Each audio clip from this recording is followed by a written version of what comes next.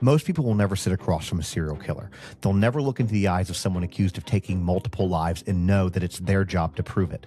They'll never have to explain to a family why the person they love isn't coming home or why it took years to find them. The man you're about to hear from has lived that reality. He prosecuted notorious serial killer Hugo Selenski, a man who buried bodies in his own property and lived undetected while families searched for answers. He worked inside a system where justice doesn't come quickly, where cases go cold, where evidence sits in storage for years waiting for technology to catch up. He also witnessed what happens when it finally does. When DNA identifies the killer, when the truth surfaces, when the story people thought they understood changes. That includes cases like Brittanee Drexel, a 17-year-old girl who disappeared on spring break. For more than a decade, there were questions without answers until science and persistence uncovered what really happened. But when you spend your life inside these cases, you start to see something bigger.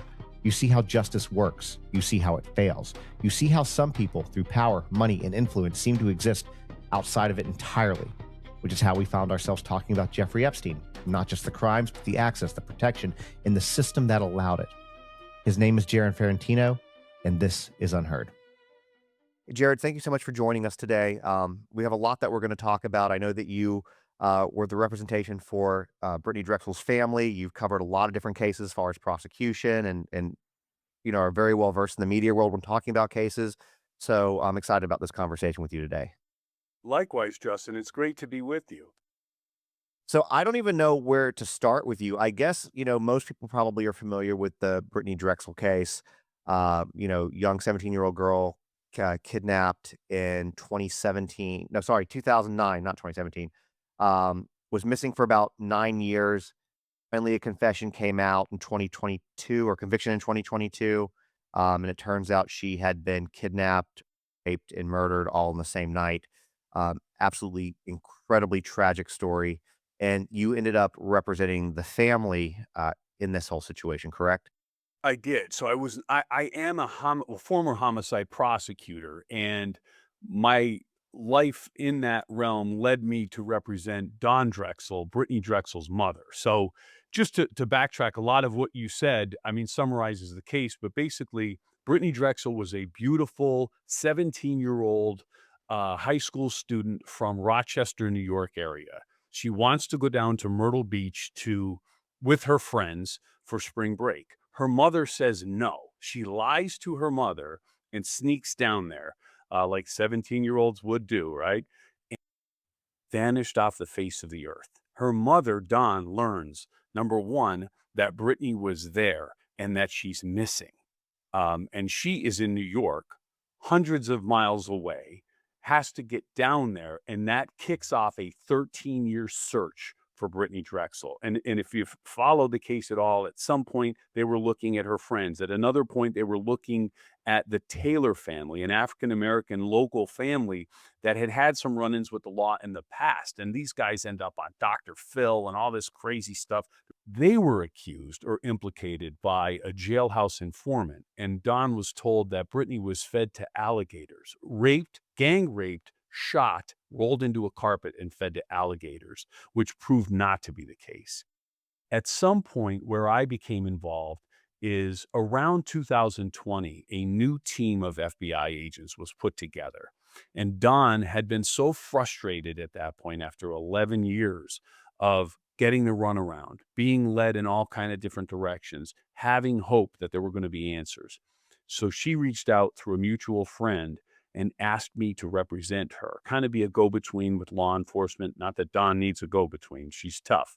And that's really where I came in. And then eventually Brittany's body was found. And the individual responsible was one of the original suspects, Raymond Moody, and his girlfriend, Angel Voss. Both have been prosecuted.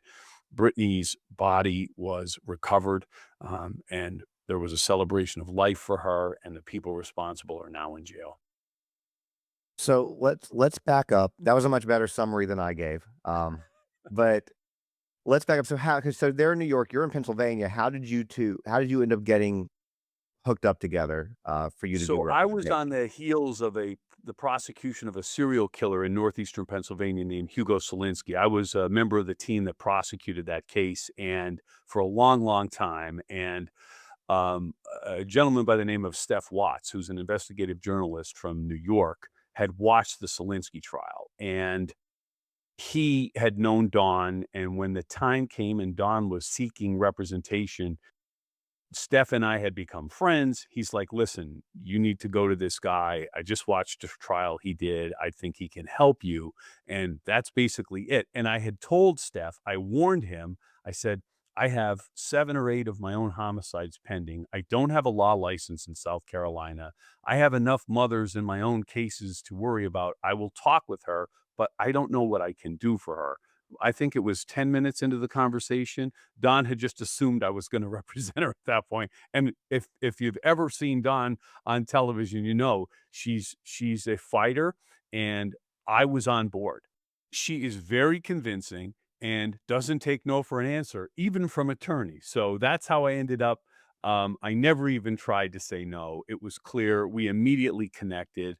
I wanted to help her, and that's really how I got involved, and we traveled down to South Carolina multiple times. We got to know the investigators very well. We would meet remotely with the investigators on occasion. And really, my role was to kind of be an advocate for Don in that room. And then when those meetings would end, to translate what was said and to hold the investigators accountable if they fell short of what was being promised to Don. And I have to say, they didn't fall short. Although investigators in the past had done so, the group of investigators on Brittanee's case for the FBI were fantastic. So, with amount, I want to ask this question. So you said that investigators fell short. Are you talking about like more like SLED and local investigators, Well, it in was South well, Carolina? so the case, Brittany was taken in Myrtle Beach, uh, McClellanville, Georgetown. The investigation was pretty widespread down there, and where investigators fell short is the information was there. There was nothing new ultimately that led to the prosecution of Moody and Voss. It was just some old-fashioned police work and reviewing the materials that they had. Where it fell short, I think that local law enforcement there initially just wasn't prepared to deal with the case, and it got better. I mean, SLED, Myrtle Beach PD, and the FBI worked together ultimately in resolving the case. And Jimmy Richardson, who is the solicitor for the district down there, did a great job. You know, and I want to say this too. So I used to own a condo in Myrtle Beach, in Surfside specifically, and so love the Okay. area. It's a great area. Um, and one thing about Myrtle Beach that's really interesting that I think a lot of people don't understand is that when you take away all the tourists, it is a small town. Yes, it The is. population is not very big, and I say that not to, you know, trivialize any of the work that they do or to, downplay what they do. They just don't really have all the tools that they need at their disposal to investigate something like this, and so that's why you need outside help. So, And you know I just what, kinda wanna Justin? That's dog on pretty them. common for small departments, and no one has the wherewithal or the ability of the FBI. I mean, Absolutely. they don't run out of time or money. So, oftentimes, and we're seeing this in the Guthrie case now, when the FBI comes in, you are then they avail themselves of their technology, their investigative numbers, their investigative experiences, their forensic departments. So you will have. I look at the Kohlberger case. The chief walked into that house. The first call he made, or one of the first calls he made, was to the FBI. And that made all the difference in the world. Those departments worked well together. And there's a lot of pride that goes into these investigations. And I always called it the politics of prosecution. But it's very important that investigators recognize early on if something is beyond them. Because if it's beyond you initially, it will continue to be beyond you as you get into a courtroom and ultimately try to present your case. So, there's a couple things that you've said that now we can do a bunch of offshoots about. I think we might just so you know, I'm gonna say this very early on in this. We're probably gonna have you come back on if you wanna do this because I think that there's other Sure. cases that you can talk about. The first thing I wanna say is gonna be a little bit of levity. When you're talking about, like, coming in from Pennsylvania, her being from New York, going to Myrtle Beach, South Carolina, all I can think of in my head is, like, My Cousin Vinny. Oh, let me Is tell you something. When I got there, Like I'm an Italian guy, from the Northeast, right? And I don't hide that fact, right? No matter what I'm doing. So when we got down to Myrtle Beach, I never felt so Italian. So, and I remember I was wearing all black, and I don't know if it's my cousin Vinny, but I certainly felt like a stranger in a strange land. But I have to say, I was welcome and I was, embraced by local law enforcement. I think there was a concern on some people's behalf that I was coming in to file lawsuits against law enforcement and things of that nature, which I would immediately disarm those folks and say, no, I'm just here as an advocate for Dawn. I'm not looking to file civil claims on her behalf against law enforcement because Dawn had been that frustrated at that. And the other thing about this case, Justin, is Dawn would have billboards throughout South Carolina. She would have her own search parties for years and years and years. She was relentless. She was the driving force behind finding Brittanee. I mean, that is really something worth noting, and the truth behind the whole case. Like at one point, Raymond Moody said, he's sitting at a McDonald's underneath the billboard that Don had for Brittanee, and he says to Angel Voss, "I wish you would just go the f away." I mean, what more profound story do you need to show that what a mom and a mom relentlessly pursuing answers, the impact they could have when Raymond Moody, a sociopathic, self-described monster, has that statement. That kind of reminds me of Beth Holloway. She never gave up either, you know? It's the same And type. God bless her, she still doesn't have answers. She Never does. found Natalie. That I Well, always they said that. found it, but she's got the answers. Did you know What's that? that? She has, they never found Natalie, but she has the answers. Right, right. I think, but part of what was part of Don healing was finding Brittany's body, Of and that course. was a piece of leverage that we wanted to. That was an answer she wanted, and I had said that, like, this is the Natalie Holloway story, but we found her body, and certainly the Holloway story. I think it's clear to everyone what happened there. Yeah. Um, Well, no, Jordan Vandersloot. Jordan Vandersloot, I don't you might have missed this because this was a blip a couple years ago. He was extradited to the US. I remember for Okay, a yeah, federal case. through Yes. a federal case, and he sat in a room with Beth Holloway, and basically the US gave him a hell of a plea deal. They said, we will let you serve your time here. We're gonna give you," I forget, it was like 25 years you have or whatever you have left on your Yes. Peruvian sentence. Your sentence here will end like a year or 2 prior or something like that to your Peruvian one. However, if you turn out that you're lying, you will be extradited back here to serve the entire sentence, and you have to pay her $25,000 or whatever it was, the money that he stole in wire fraud, and you're never allowed back in the US. So I have a feeling he will never pay that money back. He'll never come back to the US, but she got answers on that at least, and, I mean, she literally got the federal government to get this guy out of prison in Peru, fly him to Alabama. It was wild. I remember. Wild. So, that's Ironically, Justin, yeah, I was arriving, I don't know if it was the day Natalie Holloway I was leaving Aruba the day Natalie Holloway arrived. I was on my honeymoon. Nicole wow. and I arrived, yeah, it was the day we left the day Natalie arrived, I believe, and didn't stay far from the Holiday Inn. So when we got home, everywhere we had just been was all over the news. I mean, it Gotta was be really, surreal. really crazy. Yeah, that's gotta be surreal. Well, he says about Coburg, and I'll tell you because I think I wanna have this conversation real quick, as, as you being an attorney, as you being a prosecutor, what you think on this, and then I wanna get back to some of the stuff about, Brittany and you representing, the family. Oh, I guess I'll give listeners a preview. I'm going to be sitting down, not in the next couple weeks, with Othram Labs. I don't know if you're familiar with Othram Labs, but they are the lab. Oh, I know who they are. Yeah, they're the IGG folks, Yeah, right? they're the ones who found that little trace bit of DNA, the touch DNA on the sheath. And I'm talking to them, and she's like, "We have the ability to solve so many cases." Like, and one of the things that they said on our one-on-one conversation, because we're talking to, have them come on, um, was like, what did she say? She said something along the lines of, "You don't drive a car from 30 years ago. You don't use the same computer you used 30 years ago. Why are we still using the same DNA technology from 30 years ago when we can, do all of this?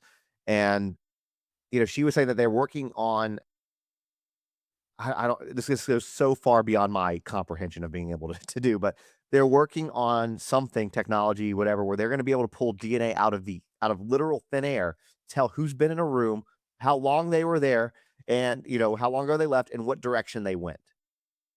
How And about so, that? I mean, it's mind-blowing. It's so incredibly fascinating. I'm very excited for that conversation. But as a prosecutor, as an attorney, what do you think about, because again, you've done a lot of different cases. Where do you stand on that as far as the way the DNA is handled in some of these cases? And I know that doesn't necessarily pertain to Brittany in this case. Maybe it does, but versus like, the way they're doing it now versus what we could be doing. Well, I have come up so I was a prosecutor for the last 20 years. So there has been an evolution of DNA technology over that time. Touch DNA became a thing during that time, and now the advent of IgG technology, which is investigative genetic genealogy, and where it's going. So it is like sci-fi technology. If Othram Labs gets to the point where they're pulling air particles out of the air and able to get DNA, great if it could help solve crimes that are unsolved. The law takes a little bit longer to catch up than science. Science moves quickly. The law, if Kohlberger was the test case for IgG, number one, whether or not it could establish probable cause to support an arrest.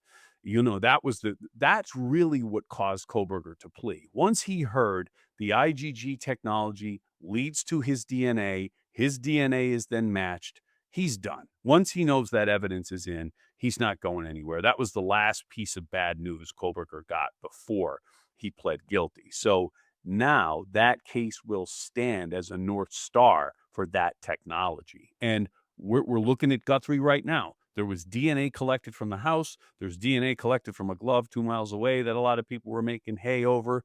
And the first thing that's done, Justin, and you may know this quite well, is DNA's run through the CODIS system, the central DNA service indexing system, right? That has the DNA of anybody that was arrested or prosecuted for very serious crimes across the country. If you're in there, great. Not everybody's in there. Brian Kohlberger wasn't in there. So what happens?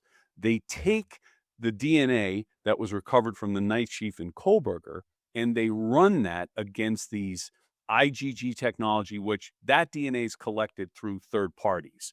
Um, Your you know, 23andMe, companies, Ancestry, yeah. Ancestry and 23andMe. I don't know that they're exactly the companies, but companies of that nature. A family member of Kohlberger was identified, tied to his dad, tied to him. So think about that. You have DNA that 5 years ago, maybe even 3 years ago, would not have led to the identity of that killer. And Kohlberger did a really good job of getting out of there and not leaving evidence behind, with the exception of that knife sheath. The knife was never found. The clothing he wore that night was never found. Without that, I don't know that a case could have ever been made against Brian Kohlberger or when he would have been ultimately discovered. So 3 years ago, we may not have had that technology. Courts are catching up, which is good news. So I want to ask you a couple opinions since we're talking about Koberger, um, who, by the way, when I do, social media and I do a lot of like short things. I only refer to him. You're gonna like look at me and be like, whatever. I only refer to him now. You don't have to. We're talking about here is inmate 163214. Like I have this. I have it. 163-214. That's his number, and I've said I it so think he'd much be now. I have just it fine memorized. being like, so go ahead. You were going to ask me a question. No, I was just saying like I've said it so much. I have his inmate number memorized now. Well, Um, they say people are a name and not a number. Kohlberger is, I think he's more robot than evil. And I don't mean this to negate the evilness of his crime. I think that he is such a shell of a person. It's this cocktail of, um, he's on the spectrum. He doesn't have a lot of human interaction at all. On top of that, like I know, children and people on the spectrum that are emotional and have connections. Then you look at the other factors of Kohlberger. He had obsessive compulsive tendencies as well. This is someone who I cannot imagine he is an empathetic person about a great many things. I've read that he was had trained a dog. Sociopaths often can interact with animals, which is something that is unique and interesting in his background. But I look at him and I watch those victims cry and plead and yell at him.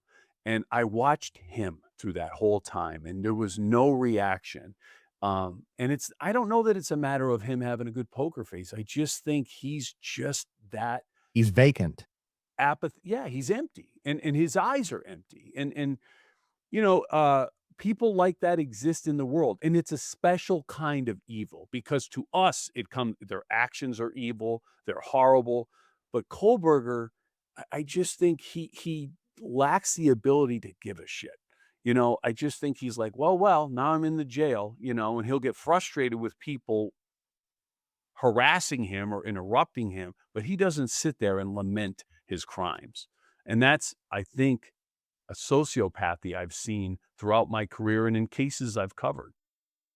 So let's stay on Kohlberger for just a moment because you've covered a lot. You've prosecuted a lot of homicides, so you've seen a lot of different angles from this. People will go on social media and say like, "Well, I don't know how you could do all that in 8 minutes." I do. I mean that part's no question to me. He That's did it, so yeah, it could be he done. did it, and I think that 8, 10 minutes, whatever, that's plenty of time, especially when you get at least 2 or 3 of them while they're sleeping. Absolutely. I think that's but what I've always been baffled by, and maybe you can shed some light. I know that we don't know the answer, so this will be your opinion, for people listening. Do you have that much blood to the point, like, I'm not trying to be graphic here, but you have it to the point that it's literally dripping out of the walls on the outside. Each human body has, what, roughly 4 gallons in each of us, 4 to 5. So you have, anywhere between 15, 20 gallons of blood from people in this house that it's now potentially coming out of these people. There's gonna be spatter everywhere. How does he walk out of there, leave only a partial footprint and the trace on what I'm saying? Like, it's like there's no blood trails leaving the house. There's nothing. It's all contained in there. He didn't leave, like, bloody footprints with him when he went. How is that possible? Well, first of all, Justin, if you look, that's been a question that I've heard quite often in the case. So let's look at the evidence. We know that his was the only car that approached. His was the car that was seen leaving. He was the only person seen in that hallway and described. So we know he did it alone in those 8 minutes. Okay, there's nothing that would suggest there was anybody else there. So Kohlberger had to have gotten in there and gotten out of there without blood on him. Now, there's an indication that he may have purchased a Dickie, um, like a onesie, like a work suit, right? Like Michael Overall, Myers style, yeah. but coverall. So he may have made that purchase. He may have had his um, gloves over that, like to get out of there. Undoubtedly what he was wearing had blood on it. His car seats may have been covered in plastic. And this is somebody who has obsessive compulsive, tendencies. So he scrubbed that car. He got rid of those clothes. And then people are saying, well, that's impossible. Tell me anything. How else is it done? That's the car he was driving. He's the one that was there. It's his DNA. It was his cell phone pinging, like somehow he did it. The only explanation was he's wearing a coverall and he cleaned anything that got in the car or had plastic Yeah, everywhere. and I agree with that. I agree with that. What I guess what I'm asking is, how do you go from the room where you just killed 2 young girls, 2 young women, down the stairs to the other room and not leave bloody footprints, even with coveralls? Well, it would have had to have been that he didn't step in their blood. He was over them in a way that blood didn't even get to the floor. He was already out of there and he moved Gotcha. back. I mean, and I've seen it, I can't say I've seen and I've certainly had blood scenes like you wouldn't believe, like up to your ankles kind of stuff, right? But the situation is the bloodletting event is the stabbing. Okay, you're going to have spatter, but that blood transfer where those beautiful young women lie in that bed and their blood seeped out, okay? At that point, it's going to pool onto the floor. That's where you're gonna see footprints in the blood. Kohlberger was long out of that room at that point. So the a possible explanation is it just didn't pool on the floor. What did you think about them tearing the house down before the trial? I was I thought that both sides had had ample opportunity to visit that scene, laser map that scene, videotape that scene. The key with those scenes, really, Justin, is are you able to recreate that in a courtroom? Or are you going to have to take a jury to an actual crime scene? It is extremely rare that a jury would have to go to a crime scene. We, as prosecutors and as defense attorneys, have to recreate that in the courtroom as best we can. I think it was a very simple building. It was hallways, it was stairs, everything was pretty linear. I was okay with the prosecution's ability to have recreated, and they had an actual model built of the property too. So I wasn't worried about their ability to prove the case absent the actual building. I know a lot of people were concerned, but I do also think that that building stood as a stark reminder to everybody in that town. I mean, you know, and I get it. I get it that people were upset it came down, but I think the case could have been well prosecuted without it. And the defense wouldn't have been prejudiced. They had the unique opportunity to go there in the moments after, before the crime scene was released, and then repeatedly until it was torn down. I I think for a lot of people, when you go back to when all that happened, most of us, I feel like I have a little bit more understanding of the legal system than probably most people, but for a lot, who aren't lawyers or who aren't part of You that. do, Justin, and you have a better understanding than some lawyers. Well, Maybe okay, well, thank you for be that. surprised. Um, but, I think we were all coming off right off of Alex Murdaugh right after that, Alec Murdaugh, because they sent the jury out to that crime scene. They sent the jury out to that house. I'm like, well, what if they See, need the to bring thing the jury about out to this? right. So now the thing about the Murdoch crime scene is down at the kennels, it was it was a little bit difficult to understand or conceptualize that scene. You had to know where it was in relation to the house. Okay. There was nothing typical about the crime scene with Murdoch. You had to know where the guns were placed. You had to know where Paul and where Maggie's body fell.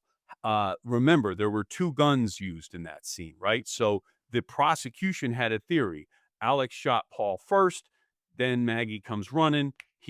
Uh, and he was below Paul. Um, and it was either a really short person or human beings can actually crouch and shoot somebody. So, um, that scene was in a sense, and I don't mean and this may be controversial, but the Murdaugh scene from a presentation standpoint was more complicated to recreate than the Kohlberger scene. I think that that makes sense because you're talking about a lot of property. You're talking about contained into a house, very weird shaped house with, the Koberger crime scene, but it's Yes. all contained in a house. When you're looking at the Murdochs, you're looking at a large spread of property I that, mean, with the house, the how kennels. many acres was Moselle? I think it was almost I'm gonna was it look it up. thousands of acres? I mean, it was massive. And I but here's the thing. I would love to have taken I would prefer that the Kohlberger house didn't come down. So let me clarify that because there is a component to taking the jury to a scene and taking the jury out to Moselle, for example, on Murdaugh. Think about it. You're there with Alec Murdaugh. You're on Moselle looking at him. And if you went to the Kohlberger crime scene, you'd be there with Kohlberger. And I would think it would create such a powerful sense and a feeling of dread that juries remember how they feel. They remember much of what they hear, but they do not forget what they feel. And then to be at that scene with Kohlberger or Alec Murdaugh has to be powerful. It's very, very different, obviously, a whole thing. But I can, I've never been to a crime scene like this, but I would imagine. So I've been to two different concentration camps. I've been to Dachau and I've been to Mauthausen. And it's weird when you walk into a place like that, and I would imagine this is true of crime scenes too, you might be able to attest to this, um, especially if it's not something you're used to, you feel the weight. Like, I remember being in Mauthausen, and it was a beautiful day, but when you walked in, it was like I remember feeling very gray, you didn't hear birds chirping, you didn't hear anything, it just was this very, very There are I the don't know. pheromones that hang in the air. There's Yeah. just a depth, like, and there is a sadness when you're there. I very recently went back. We were filming a documentary on one of my cases, and we went back to the crime scene. And I got out of the car, I walked up and approached the house, and it hit me. And it had been many, many years, and some of the scene was overgrown, and it hit me. And because I know what happened there. Not only do I know what happened, I know how it happened, and I know, and it hangs over that property. It's just in the air, and you're right, a jury would feel that, and I'd imagine, Gettysburg, I don't live too far from Gettysburg, it feels the same way, where so much death, so much suffering, so much pain, just like the concentration camps. It leaves a generational imprint. And I think it's powerful to take juries there, but it's a separate question to say, yeah, it's preferred, but do I think it would have hindered the prosecution? No. Well, that's what's important then. And to answer your question, so Moselle, the entire state was between 1,700 and 1,770 acres.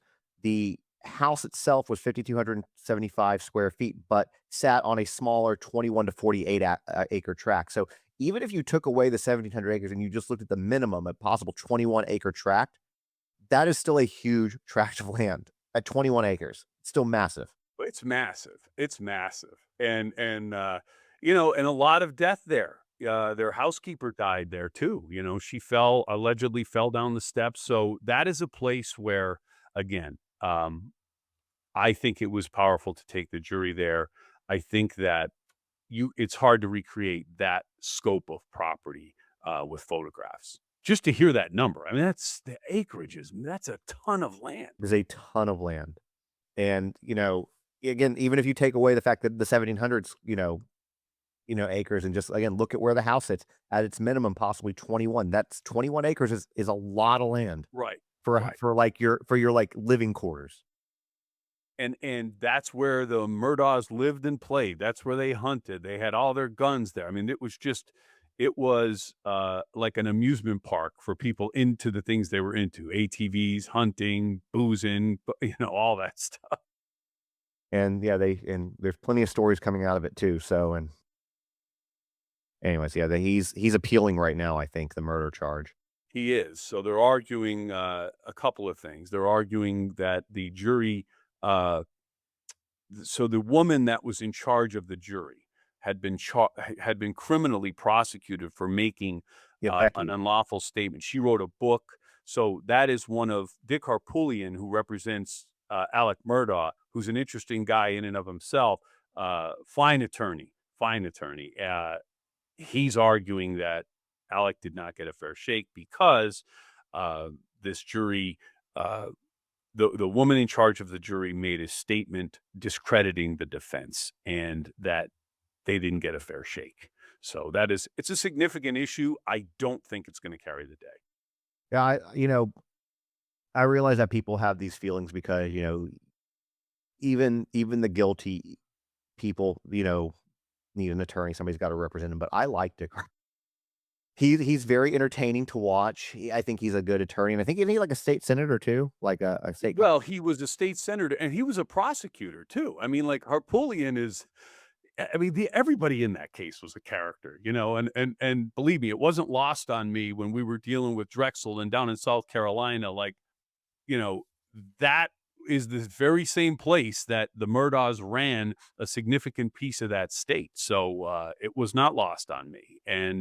But again, Harpootlian and so many people, Uncle Eddie and all the people in the Murdaugh circle. I mean, that's why there's 100 documentaries and movies and everything else. This is just a purview into multi-generations of a family that was so powerful and wealthy.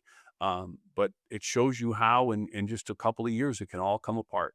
They were almost like, for lack of a better term, they were almost like, an organized crime family for a long time, like the mafia to a degree, just in that small part of South Carolina. It was funny to me with the Murdochs because I remember this. For them to do the trial, they had to take Alex, like, grandfather's photo off the wall in the Think courtroom. about that. Think about that. Like I said, this guy did a header from the top of the courthouse down. He gets convicted. Like when they're taking your granddaddy's picture off the courthouse walls, like as a prosecutor, I'd be thinking, are we going to get a fair shake here? Is Creighton Waters was the prosecutor. I always, if we mention the defense attorney, we got to mention the prosecutor. Yeah, Also did a and he did great fantastic too. job. He was fantastic, and when you're sitting in a courtroom and you're bringing a case where you know this family's gotten away with murder and a lot of other stuff over 100 years in that community, I give them a lot of credit for bringing it, taking that picture down. It's still not back up, by the way, and I didn't know that. pursuing that case. I worked in a courthouse, and I in northeastern Pennsylvania. There was a time where they would refer, and I hate to drag this up, but they would call our courthouse the most corrupt courthouse in America. It was where the Kids for Cash scandal happened. And I was there. I know there were a lot of good people there, despite something very dark that happened there. But I promise you, even though you clearly are on the right side of the law as a prosecutor, to be in a place that is corrupt is difficult. And sometimes you're looking over your shoulder. And I could imagine that Creighton Waters and the attorneys that brought the civil claims against Alec Murdaugh felt the same way. Yeah, when you say that, it makes me think, I don't know if you've seen any of this, but there's a case out of Oklahoma in, Payne County, Stillwater, Oklahoma, Jesse Mack Butler. Are you familiar with this one? I'm not. Oh, What case is it? let me talk to you about this for a moment then, and, um, eventually, when everything's done, I think I'm gonna possibly have some of the family members on, possibly even one of the victims, it's whatever they're comfortable with. Basically, Jesse Mack Butler, let me give you a little bit of background on this guy. I think he's 18 now. This started when he was 17. Got accused of rape and strangulation of 2 young girls. I think they were both 16 at the time. They were supposed to be like, like intimate partner violence kind of stuff. Well, basically, it gets reported. He gets arrested. Oh, I should probably back up. Stillwater, Oklahoma is where Oklahoma State University is. It's the same town. All right. Jesse College. Ma- Yeah, college town. Jesse Mack Butler is the son of Mack Butler, who used to be the head of football operations for OSU. Let me give you that information too. Okay. Um, and he's been, yeah, I think he was at Louisiana at one point, things like that. Well, Jesse ends up getting arrested for this kind of stuff. Um, they find on his phone evidence of strangulation. So what he did for one of these girls is he strangled her till she went unconscious, then decided he wanted to record it.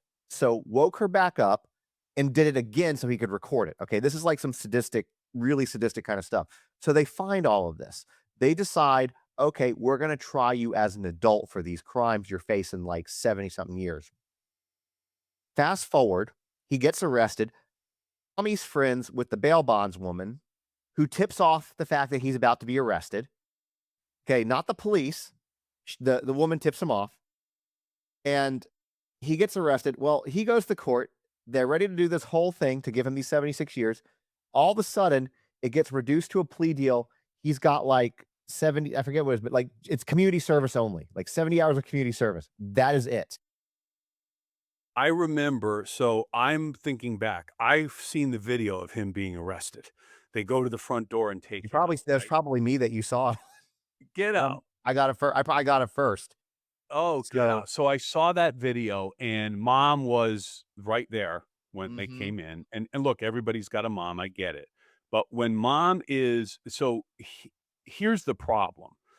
Um, so ultimately what happened is he was prosecuted as a juvenile. Is that what happened here? Originally, he was going to be prosecuted as an adult because of the nature of the crimes, but then they came back in and changed it all. I mean, it's very weird because So who normally it's like changed this it, is Justin? done. Was it did a judge change? So one of the major issues and as a prosecutor, one of the most difficult things you have to do. Like, I've prosecuted juveniles as adults for murder. Okay. Now, I don't lose sleep over these kids. They're not kids. These were adult crimes. These were individuals who were not amenable to juvenile rehabilitation. Okay. So, but the first fight you have in those situations is their attorneys try to get the case kicked back down to juvenile court. So, if what happened in Oklahoma was they had a psychiatrist testify and say, this is an individual with a proclivity because he has some psychological condition, through treatment may be able to get better. Again, I'm not saying I agree with this. I'm saying this may have carried the day and ultimately led to him being deemed a juvenile. However, if it was done through political connections, I think you cannot understate the power of people like that family who's running football at OSU, or the Murdaughs, and their ability to influence. Like you said, it's like The Godfather. It's like The Godfather if Don Corleone was the district attorney. It's like The Godfather if you're running football at OSU, you are the head of a major employer in town. You have a lot of power, and especially in small courts, town. right, and courts and everybody else could cower to your power. And that's the concern. That's the fear. And so ultimately what happened with this case in Oklahoma? Well, I mean, it's ultimately once he hits 19 years old, if he's completed all the requirements, it's completely expunged, gone from his record. No sex offender Yeah, that registry, makes me nothing. sick. So But here's my opinion is, and I didn't like the look. I'll be honest. I saw that video. I remember it. He was wearing a blue shirt, if I'm not mistaken. I didn't like the look of this kid at all. Uh, I promise you this: he gets out at 19, you'll be seeing him again. well, he's out now. He just got to lay low. But yeah, he next time he's gonna murder somebody because what is the statistic like 70 like what goes up like 700%. Once somebody lays their hands around your neck, there's a 700% more likely chance they're gonna kill you. Um, so yeah, with this, but this guy, so I mean, the corruption goes deep in this county. We've also learned that actually, and I haven't because I've been so entrenched with the Epstein files lately for when I'm recording this, but like I haven't had a chance to do this update. But there's another guy who got arrested for raping young girls. He gets out on a bond, gets a job where he rapes another girl, gets back out, just got arrested again for guess what? Yeah, And there's no curing. There's no cure. I'm sorry, and no, I've there's been not. around this. And this is my professional opinion. There's no curing this. So find a way to, how many? I've sent a lot of people to jail. I've sent a lot of people back to jail for those kinds of crimes. Those downright dangerous proclivities do not go away. I had a case recently um, that I'm familiar with and had worked on where a young boy was molested as a child by a family member. That family member is now 79 years old. This incident occurred 20 plus years ago. Guess what he had on his computer at that age, at the ripe age of I almost mean, I near guess your. CSAM. Yep, he had CSAM. And it's like, like, do you think that proclivity knows he's now 80? I mean, that is what this person is into. They have acted out on a child. They're continuing to view that material. It just does. If there's a case, it just doesn't go away, and it doesn't go away with old age. It doesn't go away with intense rehabilitation. We need to find creative ways, and Megan's Law is certainly one of them, to ensure. I used to say, and I got into a big Megan's Law constitutional fight one time, and somebody was arguing it's unconstitutional. I said, we had a dog in the neighborhood that bit one of the kids. Okay. It's a true story. That dog never bit another kid. The dog was chained by his doghouse because all the kids knew not to go near the dog. And that's the Megan's Law. Like, basically, it's like it is a warning to anybody. You need to be careful here. Tread lightly here. And I'm not likening people to dogs. I'm just saying People when like you that, you can like your you dogs. you adapt you adapt your behavior to protect yourself. That's what the lesson of Megan's Law is. And it's not perfect. Believe me, it's not perfect. And it can't stop someone from acting out, but it can allow for the would-be victims of the world to understand who you're dealing with. And to give you just a little bit of an idea too, with this particular thing with Oklahoma specifically, uh, they had a prosecutor, I believe it's a prosecutor, part of the DA's office. I think he's like an assistant or associate, whatever. He gets arrested for, I think, CSAM, like a lot of it, and still has not gone to trial at all. Like, just it's been like 3 or 4 years. They're just kind of like, trial date set. But there's a Oklahoma representative who I've been kind of working with. His name is Justin JJ Humphrey. This guy's great. He's one of like the only probably non-corrupt politicians apparently in Oklahoma. And so he's like put in like a whole, petition for grand jury, to basically call all these people out on it and get the signatures. I need to kind of touch base with him soon. But he found so much corruption in like this county and others when it comes to them protecting this kind of stuff. And I mean, and look at what's going on right now with Jeffrey Epstein. As we're recording this, so people know what day this was recorded. Former Prince Andrew was just arrested this morning. Like, the Right highest before we I mean, came on, I was looking at what are his charges? I'm trying to put it together because I know we're gonna talk about it, but let's talk about yeah, it. I mean, there is a history of powerful people covering up their sexual secrets and dangerous proclivities. It's just the way it is. I mean, that's the way and I think what Epstein has revealed is number one, the existence of this powerful elite. If you didn't know that there are people in this world that are very wealthy, very powerful, that get away with a lot of stuff, you know now. And they all communicate and um, you know, that is how things at the billion-dollar level get done in many, many aspects, and it is eye-opening, just the It is. connections Epstein had. There was much but you know what? You're doing Epstein a disservice if you remain solely focused on the component of his life that had to do with trafficking women. There is Exactly. another aspect. There's the Iran-Contra stuff here, potentially, whether or not he was an Supreme agent. Court justices, Oh my like god, him I him mean, being involved in Kavanaugh's hearing, him being involved in like, there was something else I saw this morning that what he was, he had this, yeah, the thing about it is you're exactly right, and people will, hear the sexual deviant side of Epstein, and obviously that's horrific. I think the UN said that with what the DOJ has released up to this point, which is the 3.5 million documents, the UN, as of the other day, yesterday, I think, actually, today, identified 1,200 victims so far, which is a mind-boggling number of people, which is why, people, they came out yesterday and said that this is a human rights, this could potentially have human rights, law violations, and people will immediately jump, well, of course it is, they violate it, but like, no, there's a legal definition to this.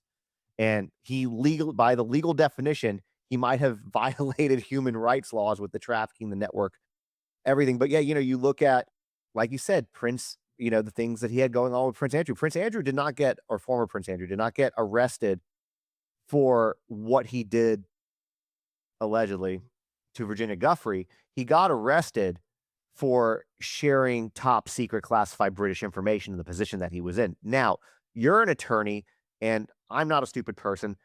They arrested him on that. As we speak, they are searching royal properties. As we record this, they are right now searching Sandringham and, I forget the other estate, but they're searching a couple of these. We know that they're going for more information. We know what they're going for. So if we see charges, some sort of, child sex crimes or child trafficking charges, that won't surprise anybody because they get this to hold him. And by the way, they are holding him. He's in question. They've not released him. He's in custody. Um, if they he's in a cell. Yeah, he's in a cell. I also saw this right before we got on. This is the first time in 400 years a member of the British royal family has been arrested. So, it's insane. And then the king, I've never really been a fan of Charles, but I feel like Charles is handling this right. Like, hey, and they didn't notify Buckingham Palace beforehand either. Charles found out with everybody else, essentially. Well, and the concern is, look, they're under no obligation to do that. The concern is that evidence could be destroyed. He could take flight. This is someone with access to a tremendous amount of money, resources. So giving them a heads up could have resulted in Oh losing yeah, but him altogether. So yeah, absolutely. And the thing is, it's not an overly secretive fact that Charles is not a fan of Andrew. So I Right. don't think Right. he's got, and I think that with mommy gone, there's nobody there to bail him out anymore.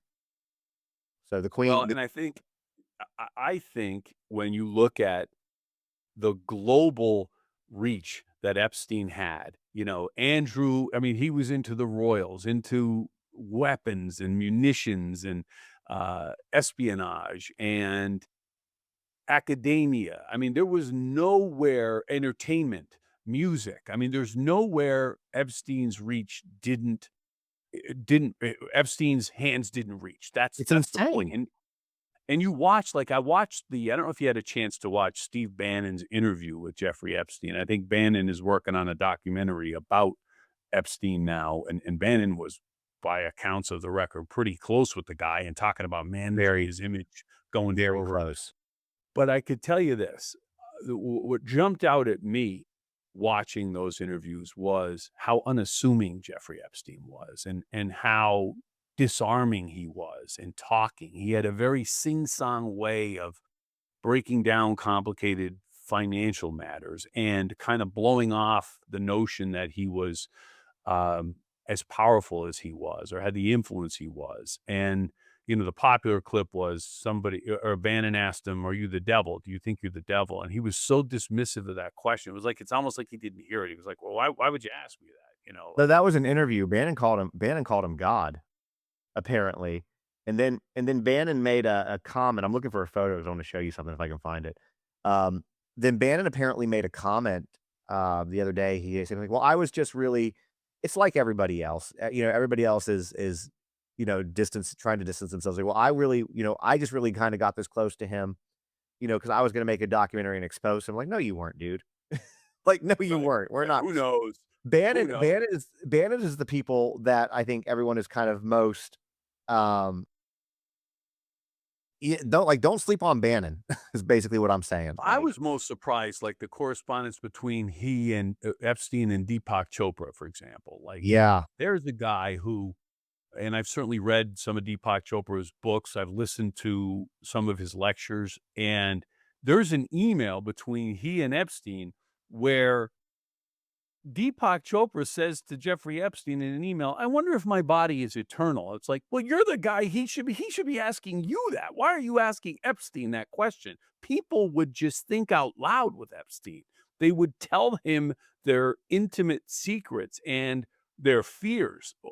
Who do you do that to? Who is somebody you say those things to? Someone who you trust, someone who invites that you don't just walk up to a stranger on the street and provide that kind of information. So there is something about Epstein that really, really inured himself not only into those circles, but he became the guy that everybody wanted to be with. I'm gonna show you something real quick, and if you're listening to this, I'll describe it, but so this was a post that I did. I came across this, and this is a post that I did, alright? And I know it's kinda hard to see because I just pulled up my Instagram post on this, but in this photo, in the center in the black, that is Jeffrey Epstein. On the right, in the brown jacket, which he still wears today in recent photos, is Steve Bannon. And on the left in the green shirt is Harvard, Dr. Martin Nowak, who's in the files a lot as well. Um, this is at the Center for like Evolutionary Development. I forget what it's called exactly. Sorry, like the program that Epstein gave $6.5 million to help start. That he had an office in this building at Harvard. Okay, and I kind of had AI because I am not a mathematician by any stretch, but I had AI like try to decipher some of the math on the board and, like, what is this?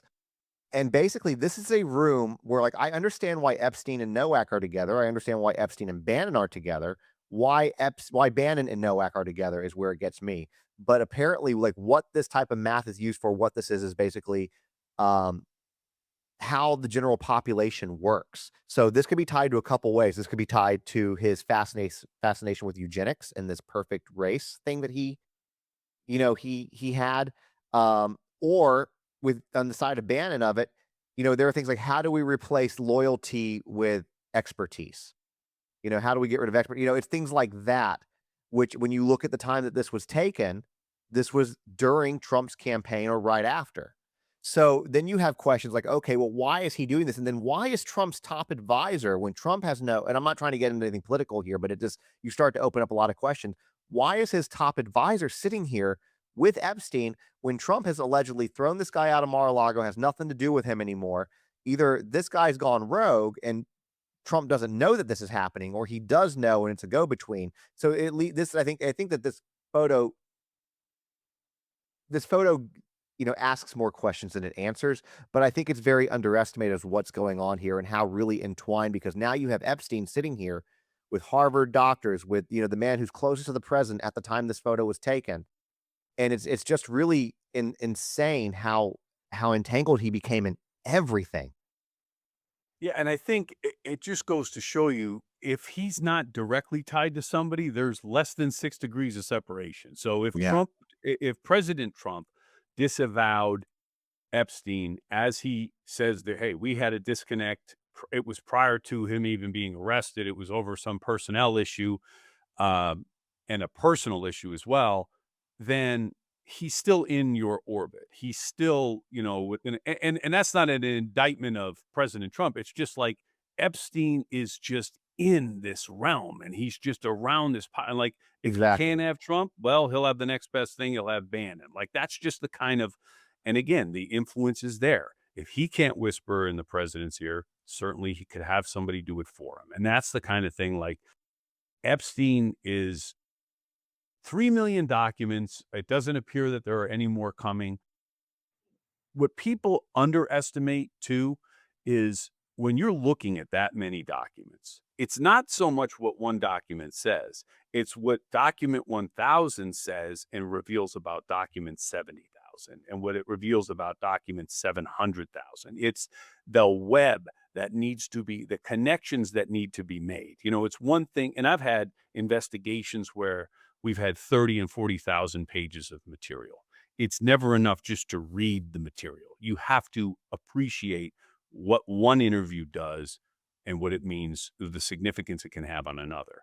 On Epstein, it is an exponentially, entirely different level with the volume, the code they may speak in, the levels, the people that he's talking to, and the influence and reach they have. It's just it will take years and teams going through this stuff to fully digest what it means. So, and I'll say something else too. If you don't mind me asking, how old are you, Jarrett? I'm 48. Now you have to say I don't look 48. You don't look 48. I'm gonna be 44 this year, so we're not that far off, okay? Um, You don't look 44, Justin. well, How's thank that? you.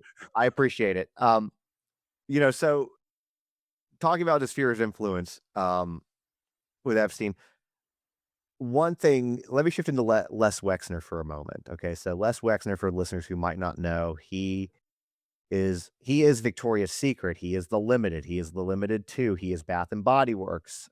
He is Abercrombie and Fitch. He is all of those things. And when you and I were kids or teenagers, young adults, okay, and I did this video the other day, the entire culture of the way girls and women looked was directly a result of Jeffrey Epstein. And I know a lot of people don't like hearing it. They say they don't want men talking about it, but I'm going to talk about it anyways because I don't care what they want.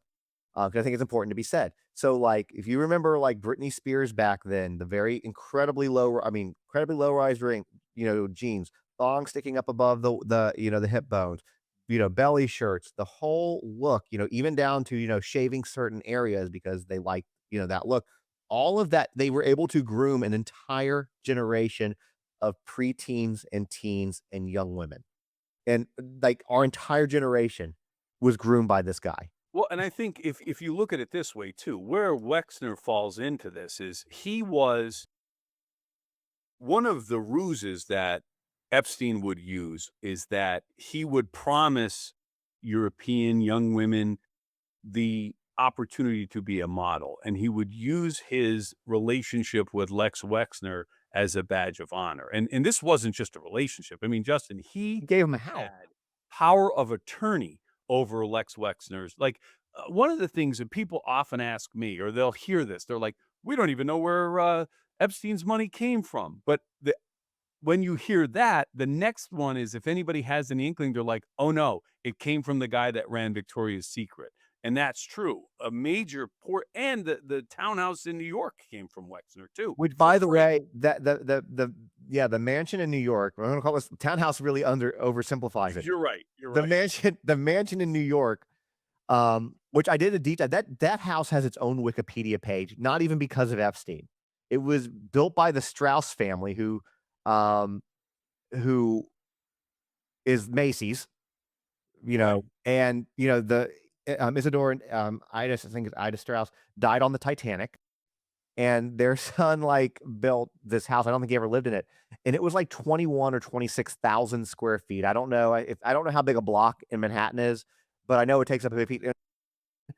Expanded this house to like 51,000 square feet.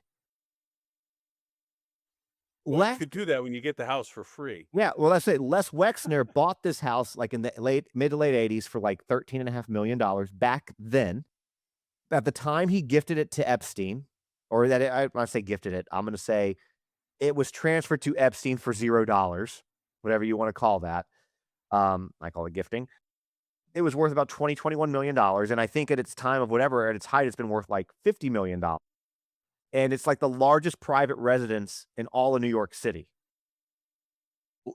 And he gave like who like, man, look, I was you want to give me a house just because you didn't know anything? And the thing is, he just did this thing with Congress where he doesn't know anything. He was deceived. He was just a fool Yesterday. yesterday. And the thing about it, I'm gonna have to end up doing this episode next week because of all the relevant stuff we're talking about, but that's fine. But the thing about it is that this is a man. Les Wexner is not a stupid man. Like, him to sit here and say he knows nothing. I'm not gonna be, accuse anybody of anything because I'm not. But to sit here and say that he knew absolutely nothing, that he was bamboozled by Jeffrey Epstein when you are one of the most successful American businessmen out there, It's I just find another that very hard. billionaire babe in the woods, Yeah, Justin. It's like, look, and I get it. The guy's trying to throw off the sandbags and then he tied Epstein, but look at the papers, the documentation, the emails, they tell a very different story. So it's like, don't believe your lying eyes, okay? And I don't and again, that's not to say that Lex Wexner did there's a claim, by the way, that Epstein and Ghislaine Maxwell assaulted someone at Wexner's property at one point. And now I'm talking vast property. I don't know that Wexner was present, but certainly there was his own security. Wexner's own security detail became involved in that incident. That's what's being reported as well. So, you have a difficult time saying your head was in the sand. There's a deliberate ignorance, that is not reasonable or logical, and quite honestly, isn't lawful at some point. You have a responsibility when you're a billionaire and you employ all these people and you have certain people around you to keep your eyes open and make sure you're not surrounding yourself or legit. The other thing he did was he legitimized Epstein. He helped empower Epstein. He helped give Epstein the ruse to bring these women in, whether it was intentional or not. Again, it was his badge of honor.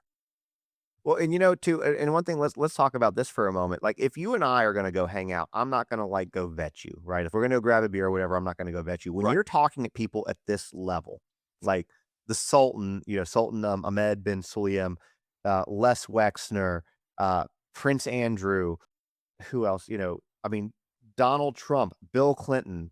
There are pictures of him in the Clinton era White House, at the podium. That's the photo that's out there. Like, these aren't people that just go casually hang out with somebody. You are vetted before you're brought into this world of them. And I saw a picture this morning right before we got on of Les Wexner's compound. It is exactly that. It is a mammoth compound with a lot of security, a lot of tunnels, cameras, like the whole nine. It's beautiful properties, I'm sure you can Well, imagine. you said it. Do you think he vets his security people, or do you think he hires people off the street? Exactly. So you're not gonna vet. You're telling me, Les Wexner, that you did not vet the man who you just gave power of attorney over your entire fortune? Like, And I again, get. like I said, it's difficult now. Looking back, I get what he's trying to do, but good luck. Well, here's the thing. He's 88. He only has to stick it out long enough. That's true. That's true. So, that's kind of what's going on, and the way that this administration's dragging its feet, he probably can do that, or, the stress alone. But that's what people need to understand, is that when you're talking about people, like, these people live in a way that you and I can't even imagine. Like, their level of opulence and I can imagine it. I can't I'm probably never gonna live that way, yeah, but I well, could fair enough. certainly like, and this served to confirm what I suspected might have been true. Yeah. So, and I think it's done that for a lot of people. I mean, Les Wexner basically said yesterday, "I have no recollection of the events in question." That's kind of like what his Yes, yes. what his take was on it. But I think that this whole thing with Epstein is gonna be very interesting to watch unfold, and I agree with you, and I'm glad you brought that up because it goes so much further than just trafficking. Like, if you have Andrew talking, I mean, there was one thing where they were talking about, it was like a wag the dog scenario. I don't know if you saw this one, where Steve Bannon and him were trying to distract, I think it was at the time, I don't even know what was going on in the world from the emails, but basically Epstein goes, "Well, basically you just start a foreign conflict and it'll take the attention off of everything else." Right, and he's like the Forrest Gump of, like, criminals. Like, he's everywhere, every major event, he's there, and he's helping to direct it or having some influence over it. That's really, like, that's what this has revealed too. As shocking as some of the names and some of what's been implicated here, the level of involvement in worldwide events and where that goes. And then I think it was Benjamin Netanyahu who released or reposted an article whether or not he was intelligence for in the Middle East and things of that nature Like very from recently. Assad. So this is presidents of other nations or prime ministers of other nations and royalty, uh, you know, talking about Jeffrey Epstein, implicating Jeffrey Epstein, and And he's, yeah, and it's wild. interesting too, and I'm gonna catch flack for this, and it is what it is. But Jeffrey Epstein is clearly clearly a very gifted manipulator. He was good, and he was obviously narcissistic, and unfortunately, I have my fair share of experience with narcissistic people, and they are likable. And you watch some things with Jeffrey Epstein, and like, don't misconstrue what I'm about to say here. He was likable. When you know what he Yeah, did. so was Ted Bundy. So Yeah, were many of the killers I prosecuted. There is a charm, and again, that is part of that's how they sociopaths. get If you're there. familiar with, and I'm not, I certainly don't have a PhD and can discuss Robert Hare's diagnosis of narcissism and sociopathy or sociopathic behavior, but the reality is he conducted an investigation of inmates and criminals, and he determined one of the factors is there's this charm. There's this, and it's like a pamphlet level knowledge of certain things. Where one thing about Epstein, not only was he charming, he was intelligent when it came to money. So that is a lethal combination. Oftentimes, you'll find sociopaths can be charming and they can con you and say, I know about money or I know about this, but there's no depth to the knowledge. The thing about Epstein that makes him a double threat, if not a triple threat, because then he's an attractive guy too. He wasn't an ugly No, person, he wasn't. so that's another thing. People were disarmed by his good looks, his influence, his power, and then his knowledge of money. Because let me tell you something, whether it's arms dealing, drugs dealing, sexual trafficking, every criminal at that level has one major problem. It's moving money. And all of it is for money. And Epstein, as it appears, is the guy who knew how to move money. You And gotta hide it. when you're that guy, you got a lot of power and everybody needs you around. And you got a lot of secrets on people. That I think is where this is going to bear out. I sit here and I think about this, and um, I don't think that all of these billionaires, now that Epstein's gone, are just satisfied with their supply of whatever cut off. I kind of feel like this has to be a mafia type scenario where, hey, the head of the family goes to prison. There's a new head of the family, and the question is, where and who is it at this point in time? Yeah, I mean, who knows? You're saying to somebody sitting in the shoes of Jeffrey Epstein now. I Or don't to a know. degree. It's hard to, somebody's gotta be getting this stuff done. Those those needs to move money don't go away. And I think one of the goals of prosecuting or investigating these cases is it aids you in going forward and getting to the top sooner. One you mentioned the mafia, like there were these families, and they used RICO to prosecute the 5 families in New York. And what led to the downfall of the mafia, although it took time, was a meeting in Appalachia, right? They all met in Appalachia and they were identified, the organization was defined, and that model was used to prosecute the mafia for RICO. Rudy Giuliani, I know he's not the most popular guy now, but he was the first to use Well, RICO in back then, Appalachia, though, and it was used to take apart and dismantle the mafia for years because they understood the structure, they understood how they exerted influence and racketeered, they understood, how someone can be at the top and carry out crimes at the bottom. So, if there's any good that can come out of the Epstein case, and if there is somebody that takes his place, there may be now a better understanding of how this has happened. for the record, I find like all the mafia stuff very fascinating. Like I think everybody does, right? But it's Yes. just it's one of those things. But are they really though? I mean, they were taken down, but don't I mean they still operate pretty successfully. They've just entangled themselves in a lot more legitimate operations. Well, I think so. I think for the most part, I'm sure there's still mafia. Like I am in a place where the mafia, we had for a small area, Here in Harold and Pennsylvania, yeah. extra family here. So our area, and it's no secret. So if you've ever seen the movie The Irishman, Joe Pesci played Russell Buffalino. So Russell Buffalino hailed from Pittston, Pennsylvania, which is exactly where I'm from. Um, and he's still quite revered here by by a lot of people.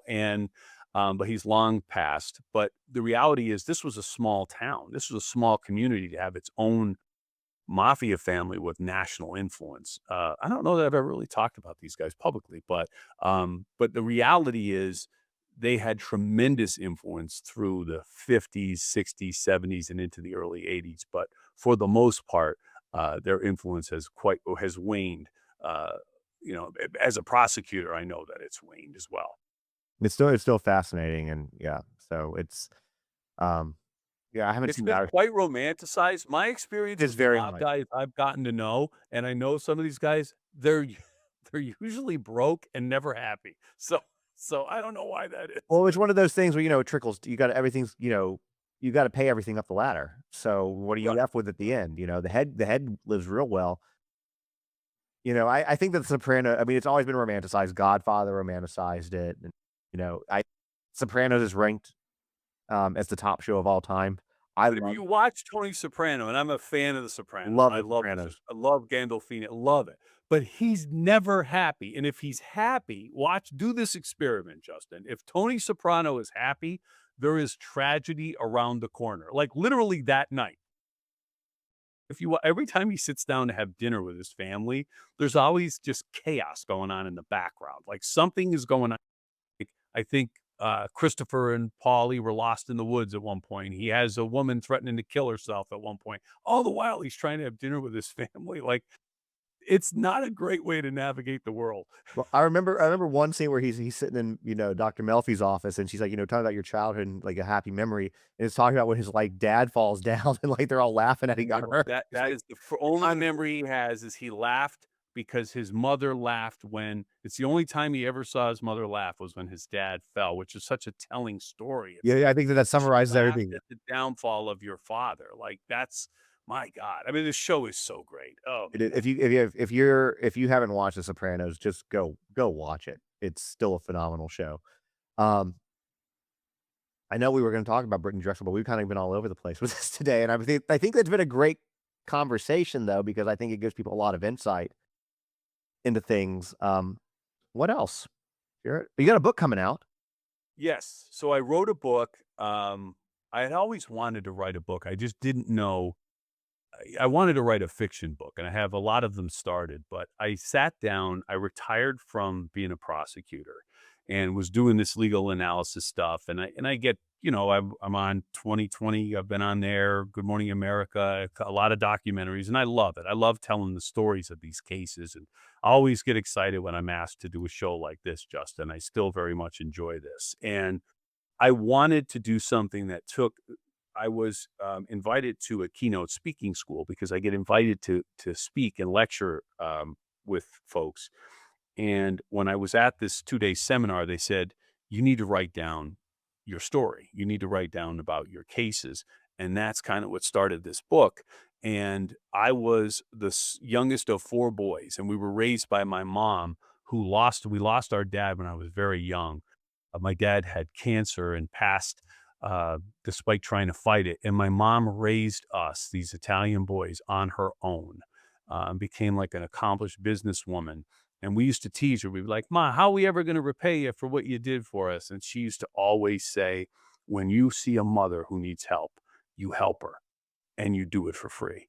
And as I was writing my cases, there was a theme. There were moms I had to fight for throughout my career. So the book I wrote is called Mothers, Murders, and Motivation. It's about my mom and 5 cases in my life where a mother was murdered. One, a mother murdered her child. One, a mother's child was murdered, and then Brittanee Drexel. And then the Hugo Selenski case, which is the serial killer case I was referencing before. And there was a mom whose son was killed in that case. And really, that's what the book is about. It's my mom's story and how I turned her tragedy into my motivation to fight for moms. I think Incredible. we have to see ourselves as part of a story or multiple stories. And part of my journey as a prosecutor, I would always find that motivation in, this wasn't something I did for the money. I have a law office, I have a law firm, I'm a private attorney too. But for 20 years, I was not making a ton of money as a prosecutor. This was something I did because I believed in what I was doing and I believed in the people I was doing it with. But your motivation, Justin, and I'm sure this applies in your life, is how you see your place in the world. Like through these stories, not only was I paying back my mom, I was becoming a husband and a father. I have a case where it was a baby murder in the book, and I'm holding my newborn son while this is happening. Like, it was really wild, those 20 years. And that's what the book is about. It's just that journey, and really an homage to my mom, who is 79, still looks like she's 50. She just finished the book. Yes. That's where you get it from. Yeah. She just finished the book yesterday. So she called me this morning and she said, I finished it. I absolutely loved it. And she said she cried and she laughed. So let me tell you, if my mom loves the book, other moms are going to love it, but she's the one. And my wife, Nicole, I wanted them to love the book and they love it. So I'm happy. When's I hope people enjoy it. It's really it's a true crime book, but the reality is it's a motivational book. It's basically like, find motivation in the hard work you're doing and it will help carry you. when does it come out? April 21st, just in time for Mother's Day, Justin. So, If people are, so is it available for pre-order yet? yes, it's available on Amazon, and Barnes and Noble. So that's where you can find it. But Amazon, just search my name or Mothers, Murders, and Motivation. And if you love your mother and your mother likes true crime and loves this kind of stuff, this is the book for her. And you might learn something too.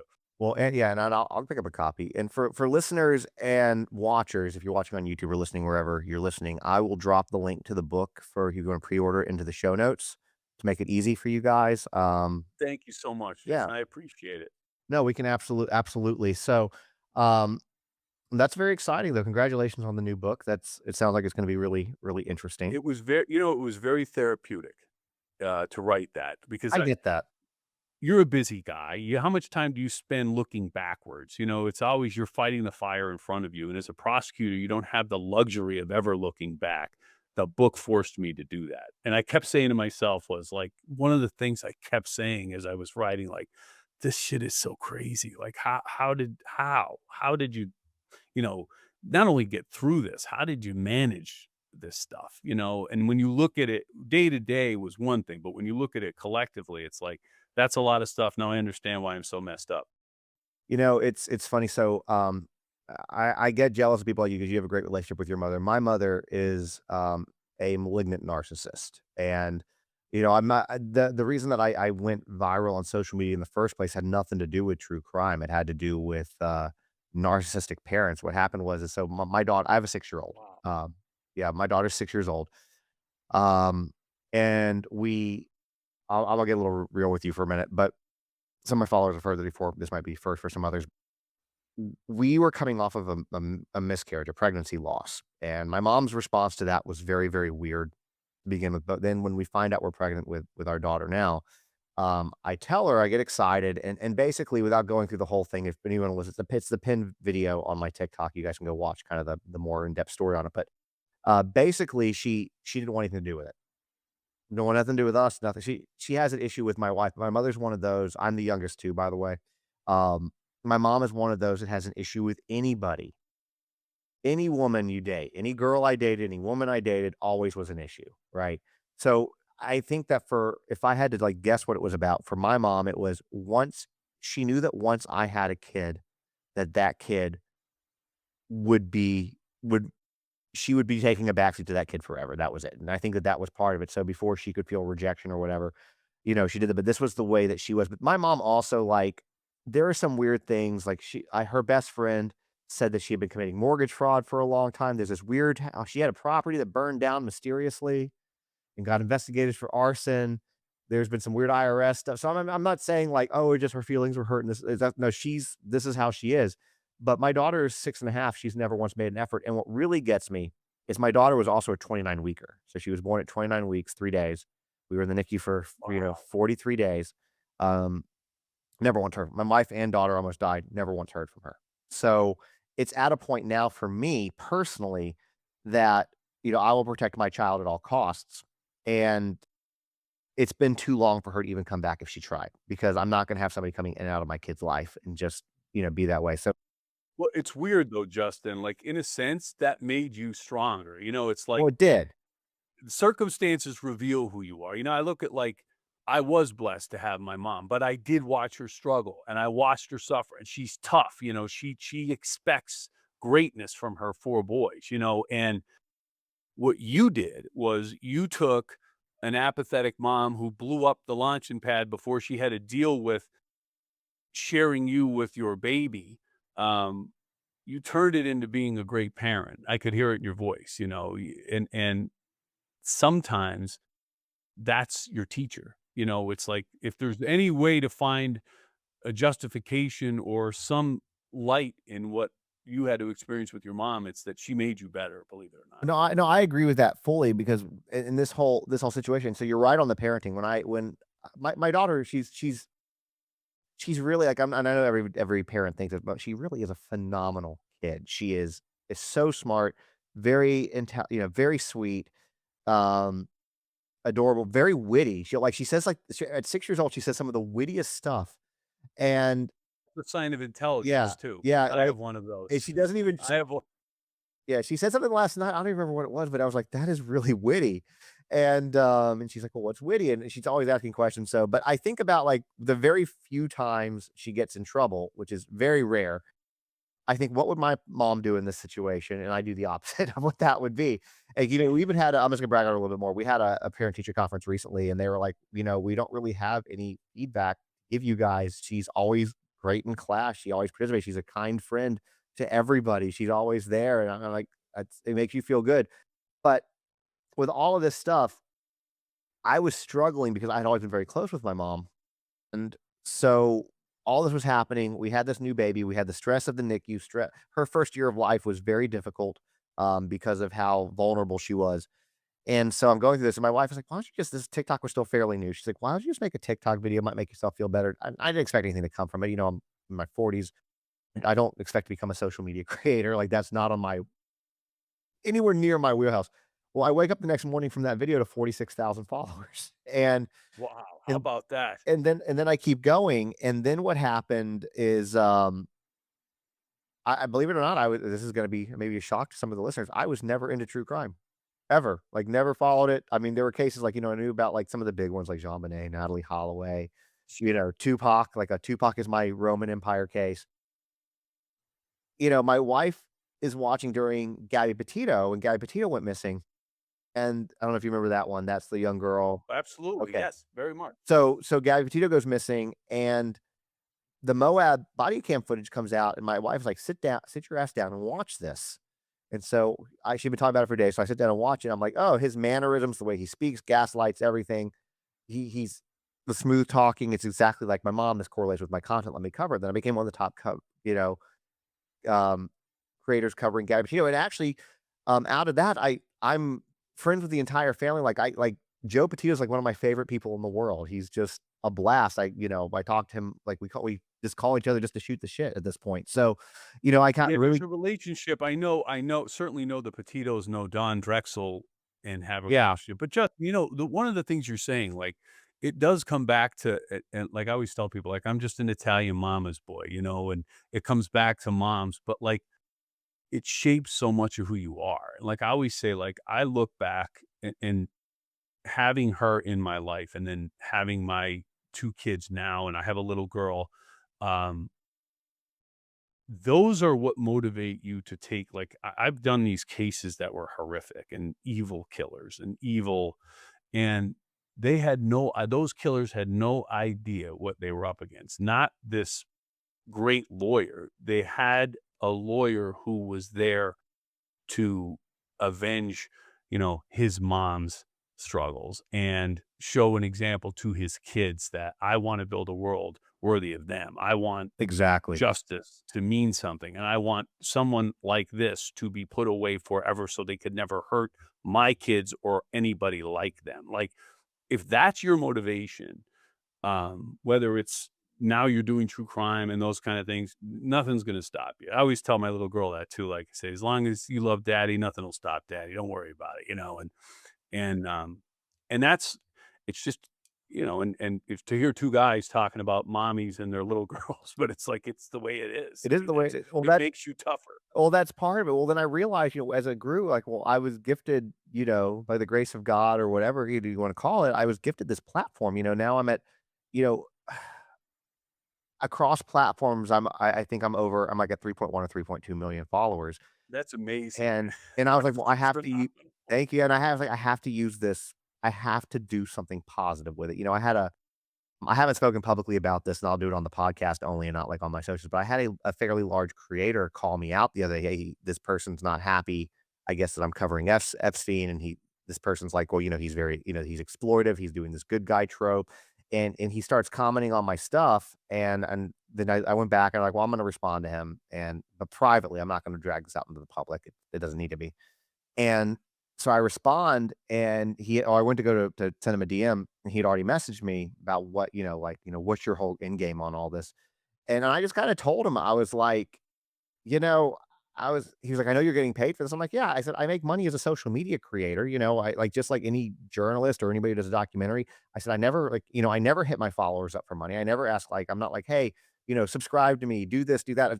I make it off the views. But my whole goal of it's not about money. Grateful for the fact that I can make a living to pay my bills doing this because I love doing this. Like, the cases and stuff are heavy, but I know at the end of the day that my voice is going to leave a better mark for my daughter. Right now I have a petition going. It's almost at 250,000 signatures to end easy plea deals for child predators. I'm sure you've seen as a prosecutor many times, you see these guys who harm kids. They get off with an easy plea deal, 1 to 2 years probation only. I lost my mind on a former colleague last week on one. Yeah. So Uh, Alden wouldn't accept a plea and wanted them to get it straightened out, and they did. I mean, but you know what, Justin, you said something. You said you love what you do, and certainly I could certainly tell you do, and that's the secret.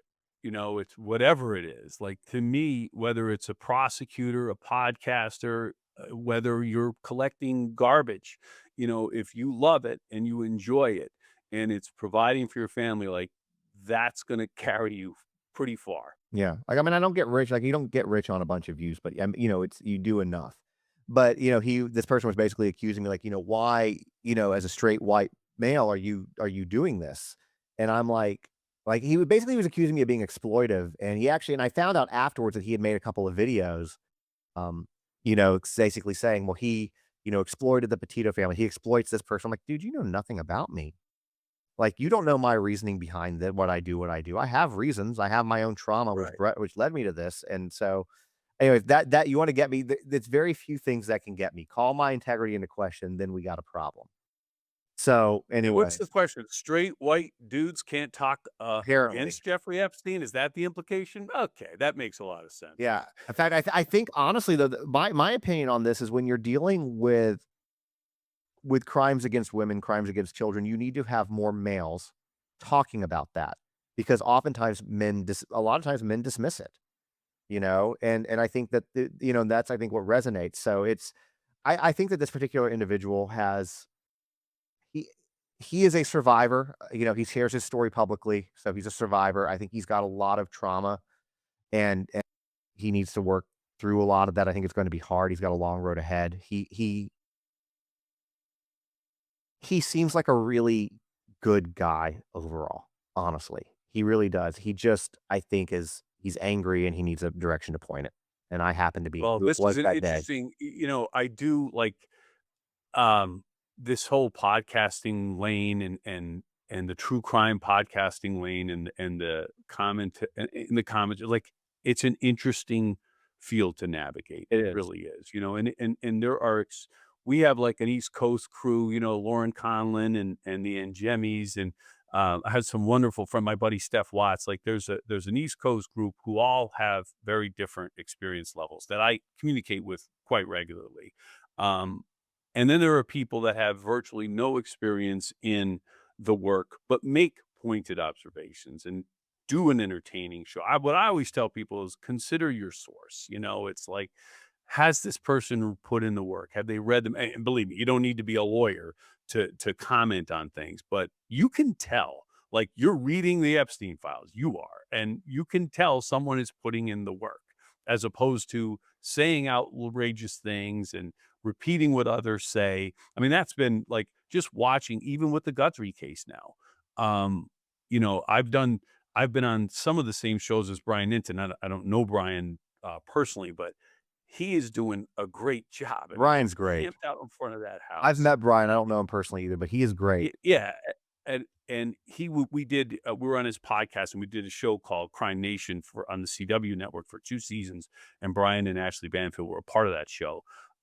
But he is really doing a good job of like that's where I'm covering this story and learning about it. I go to Brian's Twitter page and watch his YouTube channel.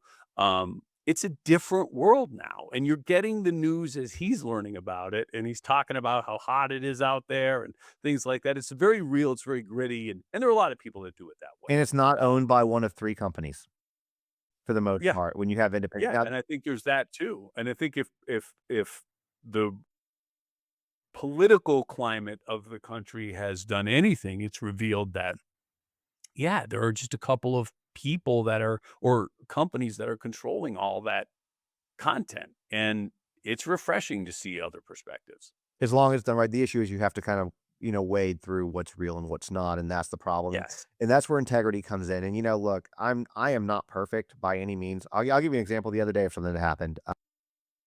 I, so Epstein has this network of gynecologists because men need gynecologists, and he has 2 in New York, that I was able to uncover from the files, and I outed them because they deserve to be outed, and then he's got the one in Ohio at the Wexner Medical Center that was that Ohio State University, Dr. Landon. But, I'll tell you the story. I actually called one of the offices in New York, Boy. and she got very mad at me and put me on eternal hold. So I called back and said, "Hey, you put me on hold." And basically, and so I recorded that one and I posted it up and I was like, "Hey, this is Dr. Adam Romoff. He is one of the ones. His name and address are here in these files for his office. Do with that what you want." It's I had a whole point to where I was going with this, but basically with the files and stuff like that, it's um making these connections and holding people accountable. There was a whole reason I was going there. I completely lost my train of thought. I'm sure I'll come back to it with what we were talking about, but Well, we were talking about you putting in the work. putting in the work. Yeah. So we find all of that stuff out. And then, um, oh yeah. So I got something wrong. Um, when I posted the pictures of these doctors, there was one doctor, Dr. Susan Yale, who's also part of it. Well, when I searched her picture, there was one of those medical sites had misappropriated her picture. It had her name with the wrong photo. So I put that photo up and it was not the correct doctor, despite the fact that that site said that it was. And so this doctor emails me and says, "Hey, very, very nice. This is who I am. That's my picture. My colleagues have told me, would you mind, you know, as soon as I got it within 5 minutes, all the photos were down of her. Because it's not worth me putting out information for a few views. I'd rather go back and correct it. Right. And so then I sent her a message though. I said, "Hey, just to let you know, everything is down. I am so incredibly sorry. Would you like me to post a correction?" I was like, "I can understand if you want me to. I can also understand you just wanting this to not have any more attention. Whatever you want, I'll do." And so she said that, "No, I'd rather just not, anything happen." And so I said, "Okay, done." But the point is that there's sometimes I will get things wrong. I'm a one-man team. And so, but when it does happen, the difference is how you handle it as somebody who's in this field. Are you going to say, "Hey, man, I screwed up and let's make a correction or let's do this," or are you going to leave things up? Or are you going to not, or just glaze over it? And I think that that's where you really kind of come into, the different field when you're talking about creators. I'm not trying to like toot my own horn. There are other creators Well, who you're do that. building credibility, Justin. If you're not credible, it's not going to last, and that's the way, that's the key. People have to, there are a million places they could go for content. And if what you're saying and your guest doesn't ring true, then they're not going to waste their time. So, They know. you have to build that credibility, and acknowledging when there's a mistake made is part of it. Yeah, and people can, the thing is, people can see through the BS too. When you follow creators, you can see, if they're getting themselves into the drama, if they're posting, erroneous stuff, if they're making things up, and just, people see that, and then you see their growth plateau. That's just how it is. So, people aren't stupid. People can see through it. You can't fake. There's a lot of it you can't fake, is what I'll say. Right. Even though you don't.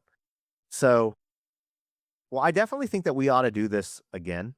I know that we didn't talk about Brittanee Drexel hardly at all, but I think we should do this again.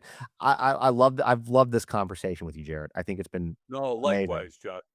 The time flew too. I'm like, I know. I actually would keep going, Absolutely. but I'm like, they don't want to listen to like 3 hours of this. So I'm up to do this whenever you'd like. Like I said, I enjoy it. I still practice law. I have a law firm. So whenever I'm doing this, I'm on a break from a much more serious. I get that. I get that. Sometimes you need to get your head around it. And even if it's something like this, which is still, in the orbit, I get what that means.